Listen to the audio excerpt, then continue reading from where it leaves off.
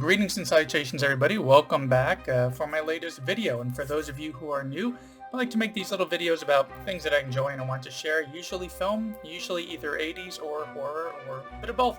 But I do like to mix things up every now and then. Before we dive in any further to this, like I said, if you're new here and you like what you see, please consider giving me a thumbs up and then subscribing, hitting that little bell icon down in the corner of the screen so that we get notification for when I put up new videos, which are once or twice a week, though occasionally I work in more if there's something else to talk about. Go ahead and stick around to the end, check out my back catalog, and share both this channel and this video around, as it really does help out a lot. Okay, well, now that that's all out of the way, this quick little video is for the 1985 film Transylvania 65000, starring Jeff Goldblum, Ed Begley Jr., Carol Kane, Jeffrey Jones, Michael Richards, and Gina Davis, among many others. Yeah, we got some serious talent in this one. Throughout this is what could best be described as, well, here's the synopsis. It states, 2 tabloid reporters are sent to Transylvania to find the Frankenstein monster or get fired. They are laughed at there, but something suspicious is going on. Yes, kind of muddled there, but yeah, that's basically, they're sent to Transylvania to kind of check into some of these legends and these current reports about stuff happening. And of course, the locals in Transylvania are both making them the butt of many jokes, while also at the same time kind of enjoying the attention that their little town is getting in this region by having these Americans visiting. And yes, there is a mystery going on here. So, initially completely dismissive of the entire trip, Jeff Goldblum's character is more interested in hooking up with this other American tourist who's there rather than investigating anything at all, while Ed Begley Jr., whose father runs the tabloid that they work for, is really out there to try to do a good job and kind of but even then, with Jeff Goldblum's character, he kind of catches on to the fact that there is much more going on here, a bit of this weird mystery behind these reports of these monsters. But throughout the film, we get tons of great comedy. I mean, looking at that cast, you couldn't really expect anything less. And some of it, especially with Michael Richards, seems like kind of like random ad-libbing and improv, which I honestly don't know how Ed Begley Jr. was able to keep a straight face while filming some of those scenes with him. He just seems to kind of go off on things.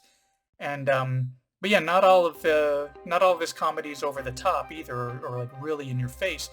Some of it is kind of more around stuff happening in the background or something a little bit more subtle thrown in here and there, especially when it comes to some of the stuff that Carol Kane brings to her scenes. And this film also plays off of a lot of the old horror tropes, especially of the older ones of like Universal horror or Hammer horror films of years and even decades previously leading up to when this film was made. So even though when I first saw this as a youngster, I enjoyed it quite a bit because of the comedy, I got a lot more out of it this time now that I'm older, and especially since throughout this year I've been exploring many of those Hammer films. I think I've crossed about 30 of them that I've gone through so far this year, and I'll go ahead and put a link to some of those in the description as well. But yeah, so don't get me wrong, this movie, like all films, is not perfect. There are some issues with it. There are a few lulls in the energy happening throughout it, some missteps in some of the pacing where things get a little bit slow here and there, but since those little points are kind of stitched together with this real absurdity of this comedic writing that they've put into it, everything is kind of still held together pretty well. And so the main reason why I'm actually even recommending this movie is that first for the nostalgic throwback, or anyone who's a fan of these actors, later in their careers, particularly if you like The World According to Jeff Goldblum or the Jurassic World movies, if you liked Unbreakable Kimmy Schmidt, which had Carol Kane in that, if you liked, I think it was called Bless This Mess, was the one that Ed Begley Jr. was on recently with Dax Shepard, and yeah, there's like a few others in there. Of course, Michael Richards later on went on to do Seinfeld and then had some troubling stuff happen in his career. But it is interesting to kind of look back and see where, how some of their earlier work was, and it could still be, pretty enjoyable. One of the other things this kind of brought to my attention was another Jeff Goldblum film, which I'm probably going to try to rewatch. I watched it a couple of years ago, called Vibes, that he was in with Cyndi Lauper and Peter Falk. Yes, Cyndi Lauper and Peter Falk. Very strange one as well. I think I might revisit that one to maybe do a video on that as well, because this movie just kind of got me in the mood to revisit a lot of the careers of some of the actors in it.